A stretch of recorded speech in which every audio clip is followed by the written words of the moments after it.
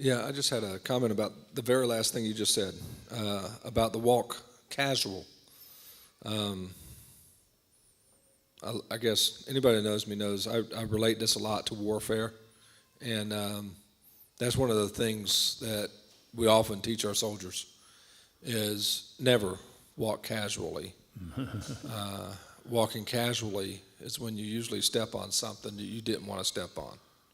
Walk on casually and you'll be a casualty. Yeah.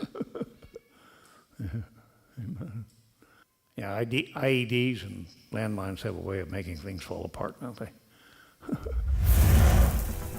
I have a question about the tzitzits. I know it About the is- what? The tzitzits. Cchief? I know that back in, I think it's Numbers, Yahweh commanded the men to wear them. Mm-hmm.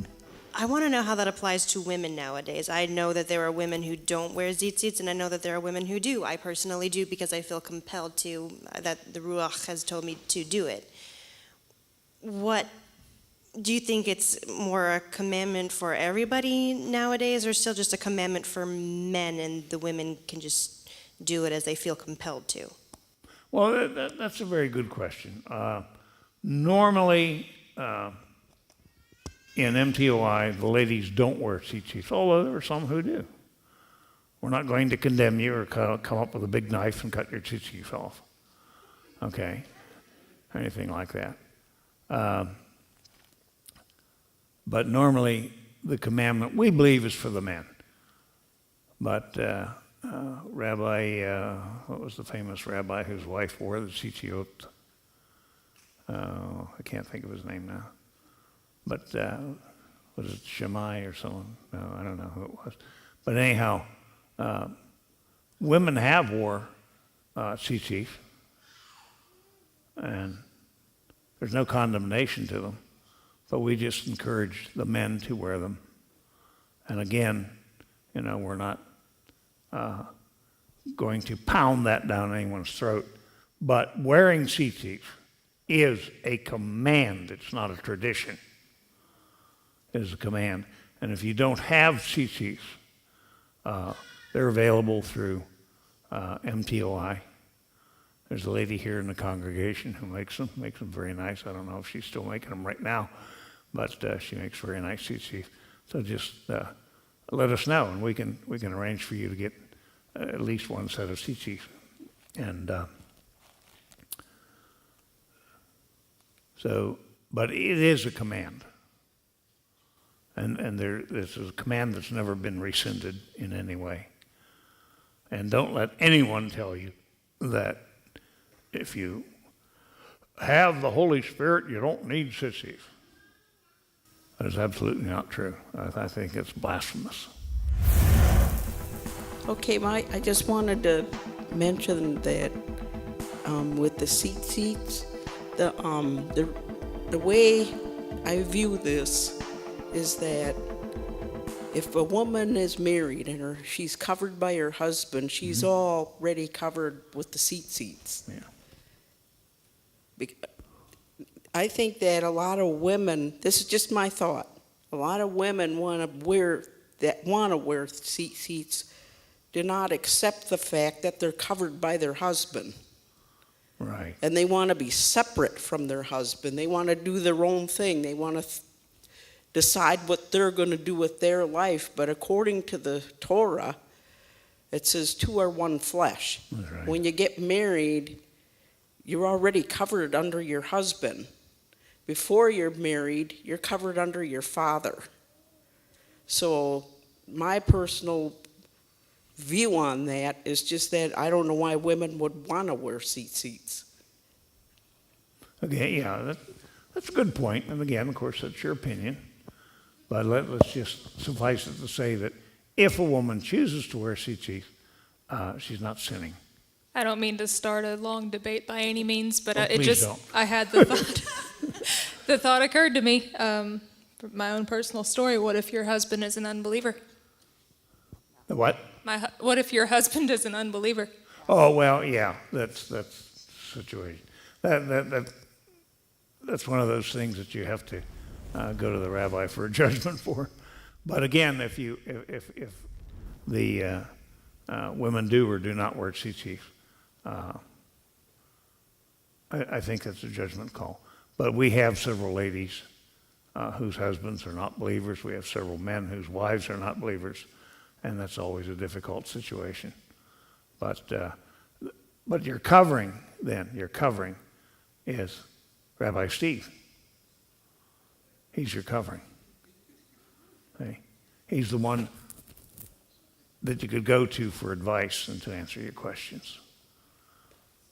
So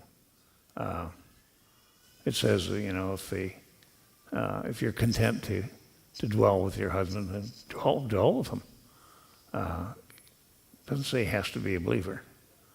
It'd be nice if he was, but it's always causes problems, in that sort of situation. Is it wrong to wear or use the Star of David in like a piece of jewelry? Personally, I don't see anything wrong with it.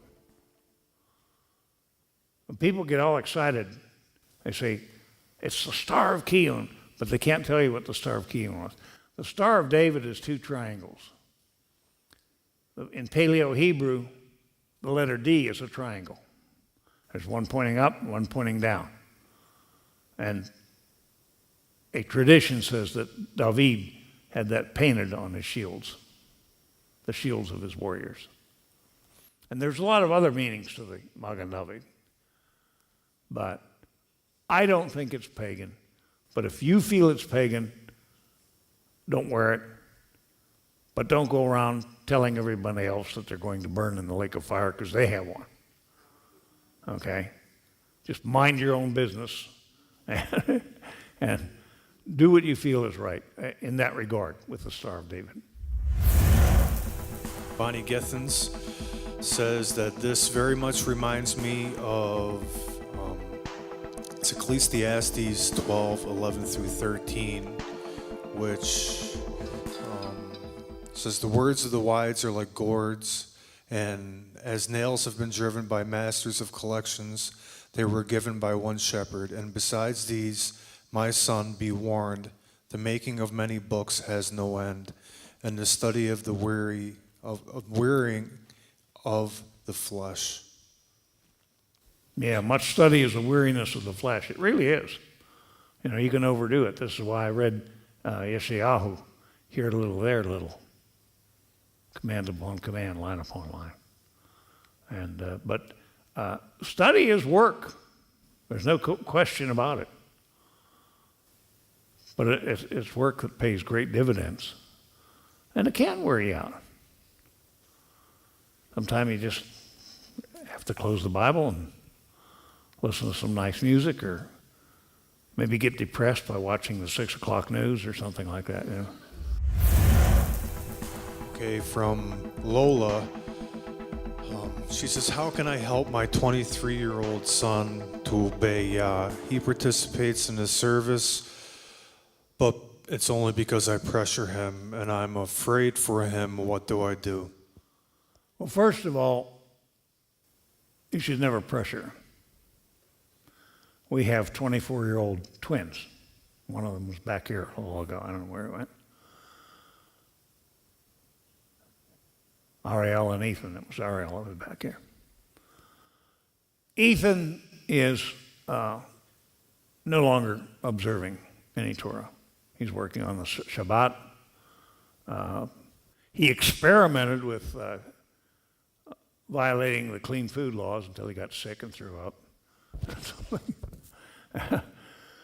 But all we can do is say, where there's life, there's hope. We have to pray for them. But the worst thing you can do is put pressure on older children to keep the Torah. The Torah has to be voluntary. Now, I have 4 children by my first marriage. One of them is pretty much in the faith, pretty much grounded. The other 3 are not. One went into Catholicism. One went into absolutely nothing. And one's sort of more or less something, I don't know. But I don't pressure them. My oldest daughter is Messianic, and she's observant, but she believes things differently than I do. But I don't hound her about them. If she asks me, I'll tell her. But I won't jam anything down her throat. Now, there was a time when we were guilty of this. We would jam things down Ethan and Errol's throat, or maybe I'd jam things down that kid's throat. And it never turned out well. Never. So, pray. And keep in mind, where there's life, there's hope. The effectual prayer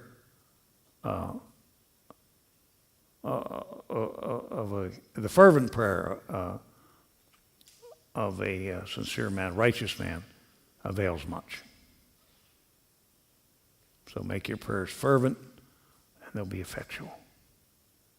And we don't know how things will turn out. Sometimes seeds are planted. Years ago, many years ago, before I ever thought of becoming Torah observant, I came home from work one Friday, and I didn't have time to cash my check. And there was a knock on the door. It was still daylight. And there was a guy, had a couple baskets. He was selling his farm-raised vegetables, and they looked really good. He had corn and cucumbers and some squash and everything. And I says, well, I didn't get to cash my check. I says, I'd like to buy some of these things, but can you come back tomorrow? And he says, oh no. He says, tomorrow's the Sabbath. And I says, no, it isn't. Sunday's the Sabbath. Tomorrow's Saturday. You can come back. And he says, no, Saturday is the Sabbath. And I laughed at him and I ridiculed him. And I could see an expression of hurt come across his face. And he walked away. I never forgot that. But what that served to do was planted a seed up here. Because I thought of that. That was almost 50 years ago. And I'm sure that old gentleman is resting in peace now. But you see, sometimes seeds are planted and we don't know. I can think of a lot of things that seeds were planted in my life, but they lay dormant, and it took a long time for them to sprout and come to fruition.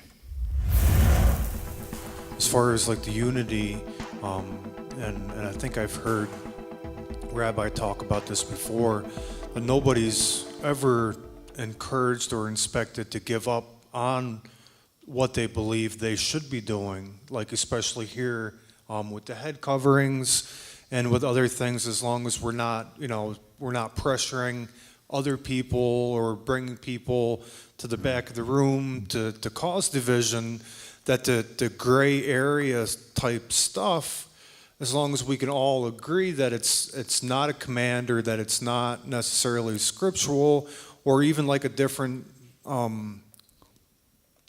moon or like a Sabbath. I've certainly fellowshipped with people that met us on what we thought that the Sabbath was, even though in their heart at the time they were thinking that the Sabbath was on a Tuesday or something like that, but they weren't causing division over that issue. That Right. Well, we've had lunar Sabbath keepers come to our feast. There's a couple who comes every year to Sukkot and in the Pesach. They're lunar Sabbath keepers. They're welcome. They don't cause division. They don't go pulling people aside and whispering to them. They learn, and they respect us, so we respect them. I don't agree with them, but I respect them. Okay, and that's what's lacking. We can take the flat earth as an example. There are some people who believe, some Messianics, who believe that the earth is really flat. It's not a sphere or a globe. And they have all kinds of scientific proof to say that it is. That's fine. But where you go wrong is when you make a religious doctrine of it. When you say, if you don't believe the earth is flat, you're a heretic. Or I could say, if you believe the earth is flat, you're a heretic. And then we get into divisions and disputations and arguments, and some people actually think that they have the authority to disfellowship other people or to shun them. And I've seen people who were once brethren have a chance encounter in a store or something, and one guy will see the other one coming, and he'll turn his head and turn his nose up in the air like that. And that is not, Rabbi Steve says, even if you're right, the way you go about it can make you wrong. So let's keep that in mind.